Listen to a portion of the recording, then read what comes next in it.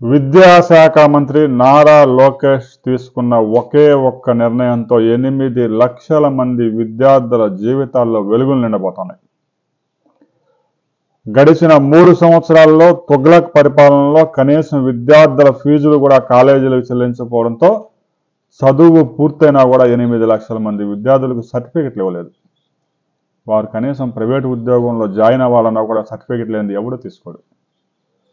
3 సంవత్సరాల బకాయిలు ఒక్క విద్యార్థి చెల్లించాలంటే కాలేజీలకి 1,50,000 దాకా చెల్లించాల్సి ఉంటుంది ఇంజనీరింగ్ స్టూడెంట్స్. కొన్ని కాలేజీల్లో అయితే అది 3 లక్షలు కూడా ఉంటుంది.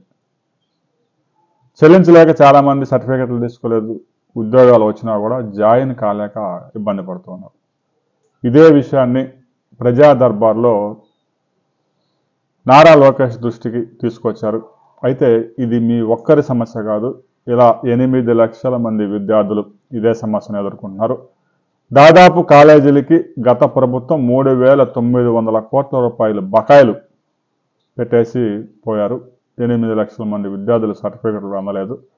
ఆ కాలేజీల యాజమాన్యాలతో ఒకసారి మాట్లాడి 4 దఫాలుగా మొత్తం అమౌంట్ పే చేసేందుకు ప్రభుత్వం సిద్ధం చేస్తూ ఉంది. మొదటి విడతలో 1,000 కోట్లు వసూలు చేసి 8 లక్షల మందికి కూడా ఒక్క నెల రోజుల్లోనే సర్టిఫికెట్లు అన్నీ ఎవరే వారికి ఇప్పించే కార్యక్రమం చేస్తూ ఉన్నారు. దాదాపు 40,000 మంది 50,000 మంది విద్యార్థులకి ప్రైవేటు సాఫ్ట్వేర్ కంపెనీస్లో ఉద్యోగాలు వచ్చినా కూడా జాయిన్ కాలేకపోయారు సర్టిఫికెట్లు లేక.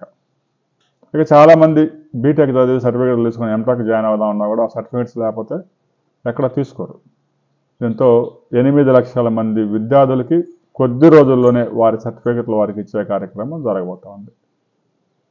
గడిచిన 3 సంవత్సరాల్లో ఒక్కడు కూడా విద్యార్థుల సర్టిఫికెట్ మీద మాట్లాడిన దాఖలాలు లేవు.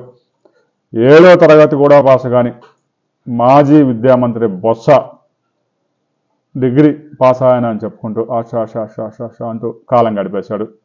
చివరికి టీచర్ల ట్రాన్స్ఫర్లలో కూడా వాడు 5 లక్షలు 6 లక్షలు 7 లక్షలు వసూలు చేస్తున్నారు. ఒక 600 కోట్ల దాకా నొక్కేశారు. ఎన్నికలు అయిపోయాయి, టీచర్ల ట్రాన్స్ఫర్లు అయితే జరగలేదు. దాంతో వారంతా బొత్స ఎక్కడన్నా కనపడతాడా, వారి సంగతి చూద్దామని తిరుగుతున్నారు.